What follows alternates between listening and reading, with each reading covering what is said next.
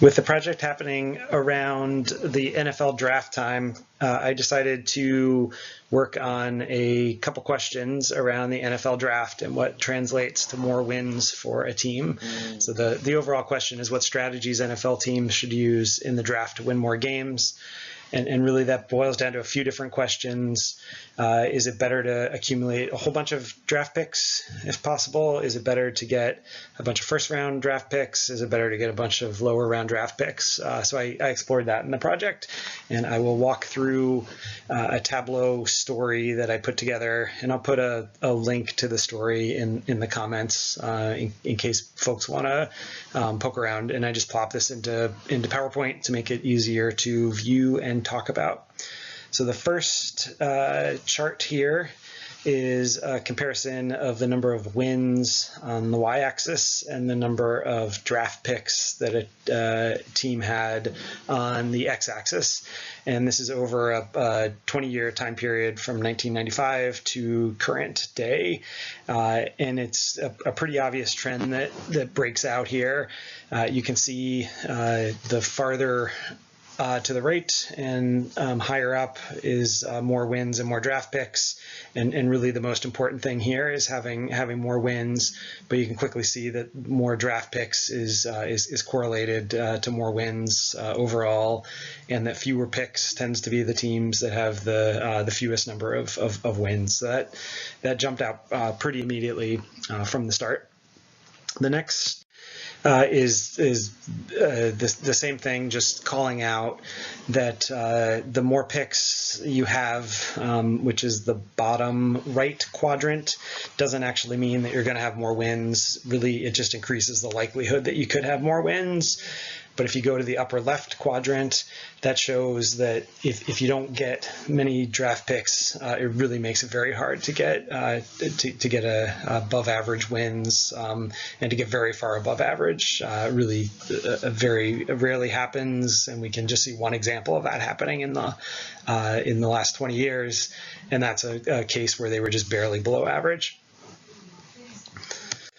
So the next thing that we graphed here is the number of first round picks that a team gets versus the number of wins that they have. Here the pattern's really interesting.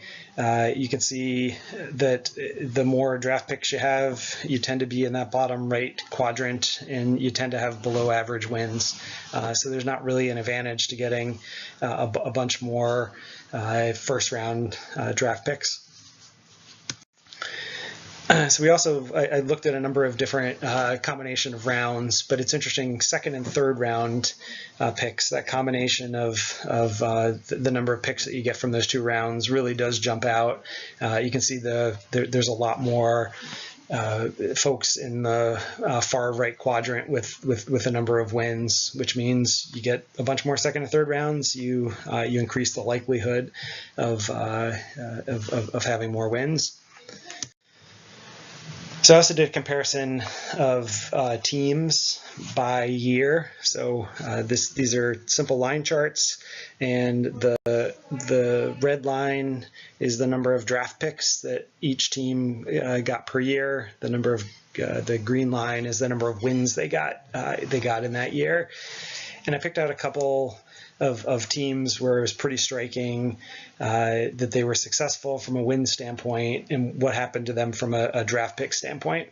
And it's pretty clear. You can see New England, they almost across the board were at or above the just default number of picks that you're going to get in the draft.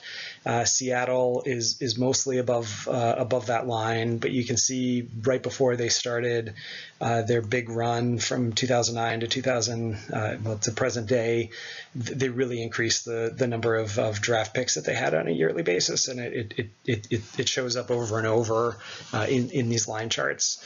And on the flip side, I looked for examples where teams weren't as successful. Detroit was an obvious one that jumped out. They have below average number of wins, and they tend to dip a good amount every year, every couple years below the default number of picks. So they're just giving away picks to move up or to get other players, and it's just not working out for them. It's interesting to look over the last several years. They've started to reverse this trend and stay above that line. Be interesting to see if that's reflected in down in wins down the road.